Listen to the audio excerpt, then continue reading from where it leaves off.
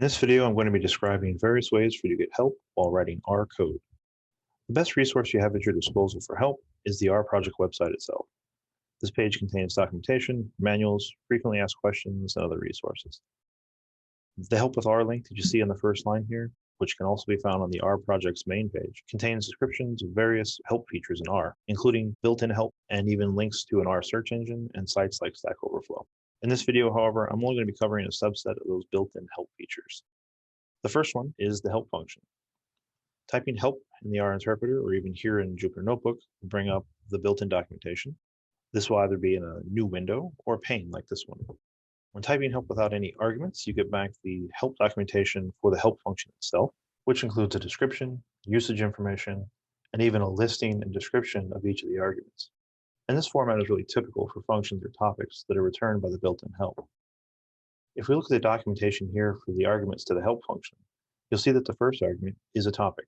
And if we give the help function a topic, then it will return the corresponding help or help pages for that topic. Now, if we knew that we wanted something from a particular package, we could even specify that here with a package argument. In any case, any function that you search for in help should include these sections, as well as further detailed descriptions and even some examples. Now, if we give help a topic, say we wanted to know how to solve linear systems using the solve function, we could type solve. And the solve function's help page pops up. And we'll see here that we get description, usage, and arguments just as we did before with the help function. Now, there's even a shortcut for getting help with functions and topics, and that's actually the question mark character. So instead of typing help, we can simply type question mark and then the topic or function, like solve, and you'll see that we get the same help information as we did before. The next help feature that I want to show you is the local help web server. R includes a small web server that you can run locally on your system to have your own copy of documentation, which is accessible through your web browser. To start the server, you simply type help.start, open and close parentheses, in the interpreter or in Jupyter Notebook. And this should start the server and then automatically open up your web browser to a page like this one. This page and all the links within it are located on your machine and provide you with a number of R manuals and other documentation, including the documentation that we found using the help function. There's also a package listing with details on the installed and available packages included with your installation. And there's a search page that allows you to search the documentation. So if we type solve again here with the default settings in the search, the site will actually give us all the instances of solve that it found in a number of packages.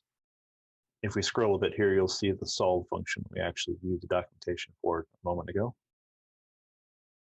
Now, if I go back to the search page, you'll see that there are several options for searching here. We use the default of our previous example. However, you can modify these to help narrow down your searches. If we look below, you'll see that there's a hierarchical breakdown of topics so that you can sort of scroll through and manually search for items here as well. So we can also perform searches in the interpreter directly without opening this web server. If we go back to the notebook, we can use the help.search function to do this. So we type help.search, and then in parentheses, we put solve, but this time I'm going to use quotes, and I hit enter. And this is going to bring up the help pane, but instead of giving us the solve function that we saw before, it's actually going to give us the search results just like on the local web server. The search function also has a shortcut operator consisting of two question mark characters. So we can actually repeat the previous search using the shortcut operator instead of having to type help.search. And you'll see we get the same result here.